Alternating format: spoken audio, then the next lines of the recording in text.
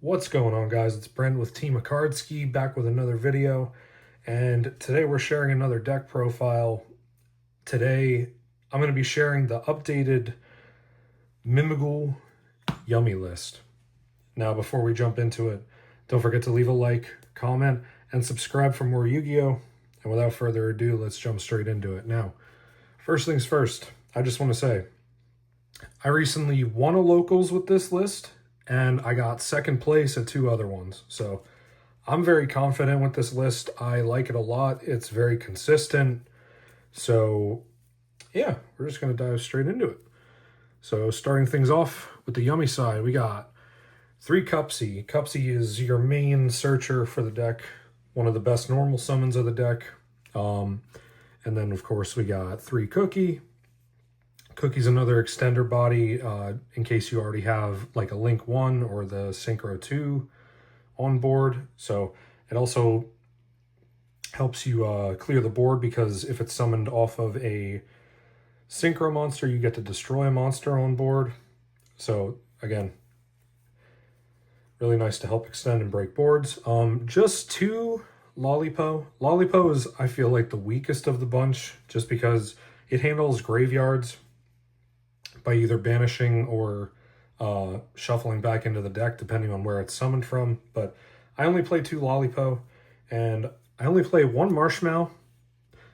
Not because I want to, just because this is the only one that I could find right now. But honestly, it works out pretty good. So yeah, not too bad right now. Probably going to at least bump it up to 2. But moving on to the Mimighoul side,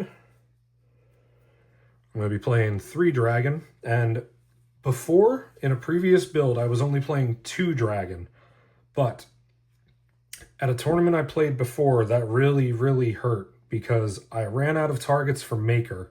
So I started playing Dragon at 3, haven't looked back since. So I think this is really the correct way as far as the Mimighoul side to the amount of Dragon you play. But then just 1 Archfiend and 1 Fairy. Nothing really changed there. These are the 2 other Maker targets, because it's always going to be Dragon and one of these.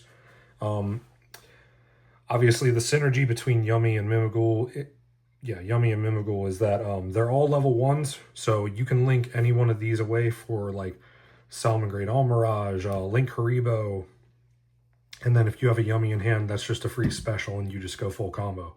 So that is it for the monsters. We're going to move on to the spells and traps next. Starting off with the Yummy side again, I play 1 minion and 1 Akroki, both field spells. I know a lot of people started side decking this one. I debated it, but like it really helps breaking boards going second, so I decided to keep it in, and it does it does its job. I play 2 Surprise. I think playing only 1 Surprise feels really bad, because if you need to start the grind game and really like outgrind your opponent and drain them of their resources, 2 Surprise really helps you do that, because it helps you keep pushing through their board.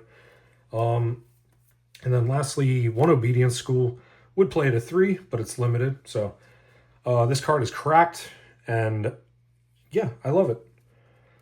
One of my opponents had me dead to rights, and I top decked this, so I'm glad I decided to keep it in, because it won me the game.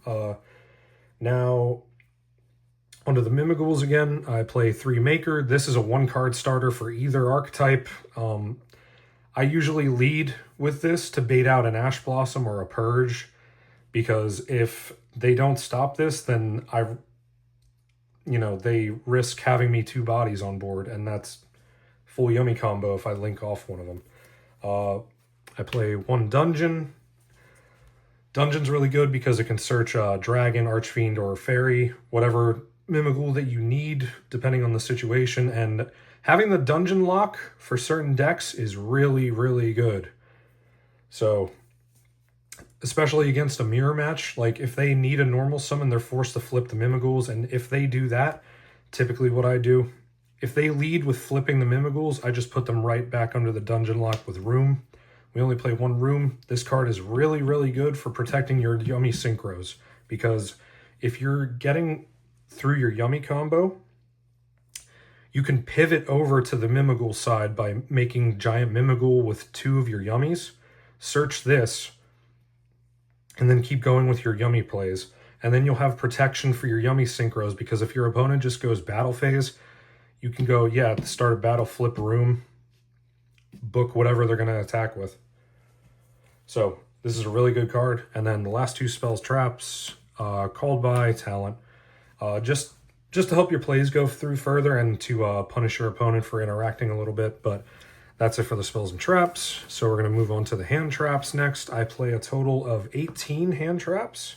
So we bumped it up quite a bit from the previous build. I'm pretty sure the previous build only had like 12, 15, and I was playing Thrust in the main deck. Shout out to my other teammate, Roman, for suggesting that I play more hand traps, and because of that, this has won me a lot more games compared to needing interaction off of Thrust.